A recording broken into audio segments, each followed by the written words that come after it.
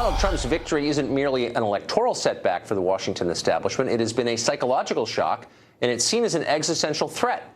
Journalist Greenwald recently wrote in The Intercept that the American deep state of government agencies and military intelligence has, in effect, gone to war with Donald Trump, and the media and the Democratic Party, he says, have been happy to tag along with that. Mr. Greenwald joins us tonight from Rio de Janeiro. Glenn, thanks a lot for joining us. I just want to restate for our viewers who may not know you are not a Trump supporter, and you say that pretty explicitly in this piece you wrote yesterday, but you watched this dossier leak into the American media, and your immediate response, as you wrote in your piece, was this comes from the American intelligence community, and here's why, and I want to put this on the screen.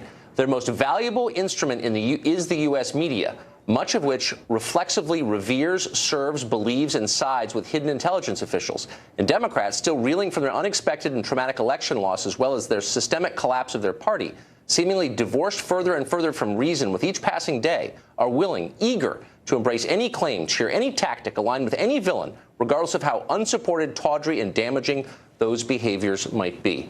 Boy, that is quite an indictment.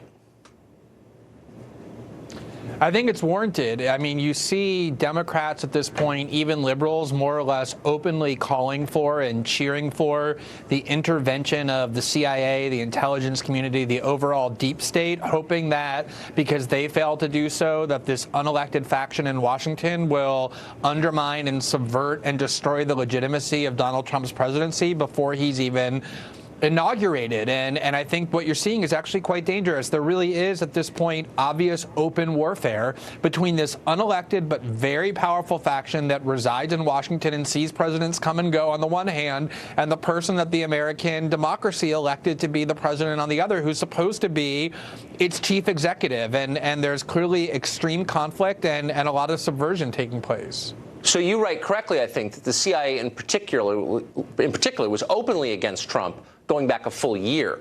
Why is that, do you think? Why did they oppose Trump?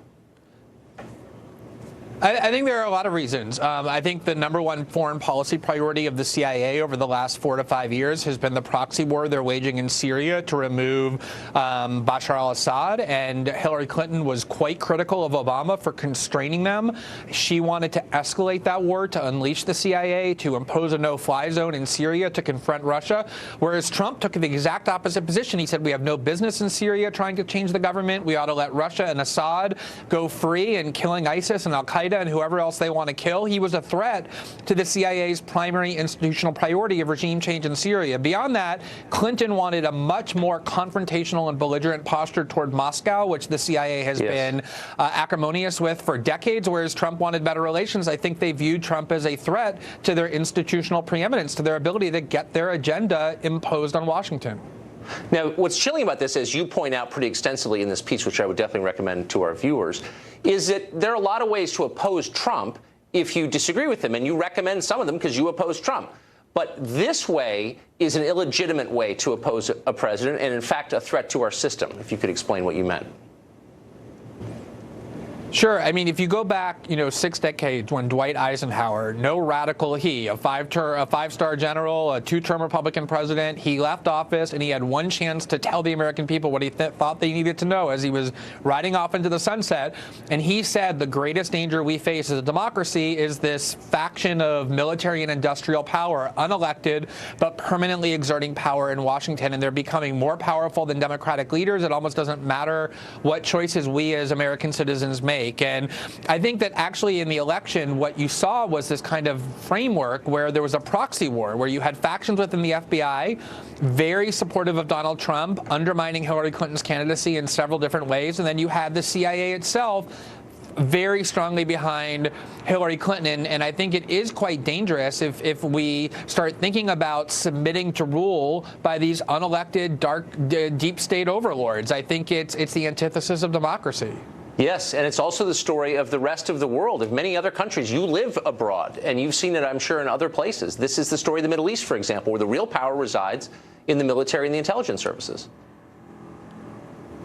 Yeah, I mean, there's, obviously the United States, part of its foreign policy for many decades has been, whenever it dislikes a certain government, including an unelected one, is to empower the military, empower the intelligence agencies within that country to remove that government, impose their own policies.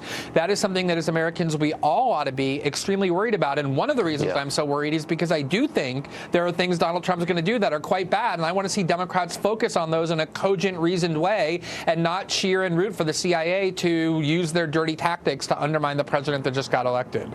I think that's an entirely fair point. Finally, why is it that the press, which you would think, after all we've seen in the past couple of decades, if not generations, is so willing, indeed eager to believe whatever they are fed by anonymous intelligence sources?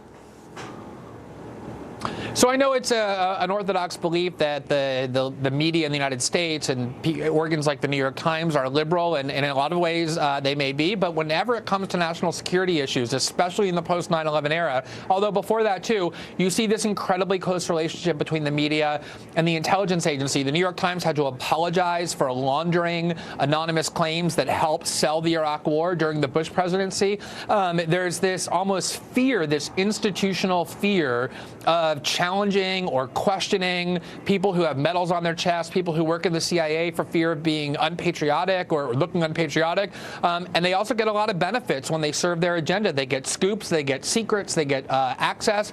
And I think a lot of that is what you're seeing, on top of the fact that the media has been aligned against Trump and will side with anybody who wants to subvert him, including the CIA. But when they empower the unelected to control our democracy, they're playing with fire. I agree with that. It's a great piece. Thank you, Glenn Greenwald, for coming on tonight. Appreciate it. Thank you, Tucker. Appreciate it. Time now for